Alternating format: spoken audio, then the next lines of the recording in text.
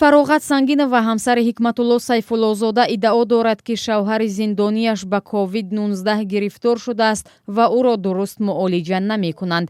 Иддаое ки мақомот мегӯянд беасос аст. Он кас аз ҳамин дарди дил, фишорбаландӣ азият кашида истодаанд. Он кас барои ман гуфтанд, ки ман ҳамин касали коронавирус шуда гузаштаам. Тамоман беҳолам, вазиятам безеб, гуфта ҳамин хел вай кардам. Акун рози ман доруҳои вай одама расонда наметавонам, зиндагӣ мушкил, ман ҳоли дар ягон ҷо кор намекунам.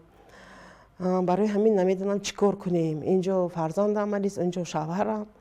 мегӯяд барои доруҳои шавҳараш дар як моҳ то 200 сомонӣ ва барои табобати ӯ ҳар 3 моҳ 1500 сомонӣ лозим аст, ки надоранд. ҳозир ман мехоҳам, ки ҳамин сатҳи зиндагии мо баян камтар ҳукумати ҷумҳурии Тоҷикистон моя ба инобат гиранд.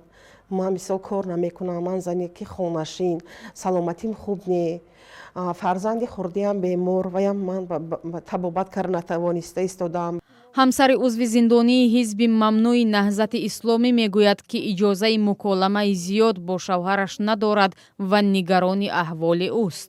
аз моҳи январ то ҳозирам ҳон ягон бор рӯбарӯ ё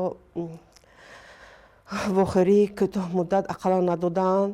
Фақат хоҳиш кардем, ки баъди 8 моҳ як маротиба аз ҳамон даруни зиндон бо ҳамон телефони муассиса ҳамроҳи мо ҳамсӯҳбат шуданд.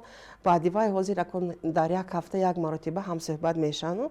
Фақат 1 минут гап мезананд. Онҷо ҳамин салом алейк мекунем, тамом. Дигар ҳеҷ чӣ гуфта наметавонем.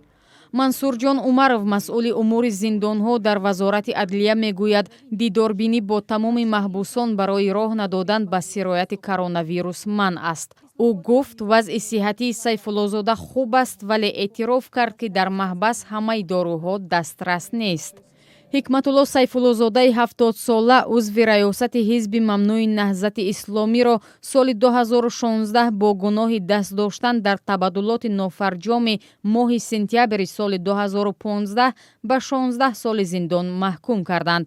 худаш мегӯяд ҳеҷ гуноҳе накардааст ва иттиҳомот беасосанд.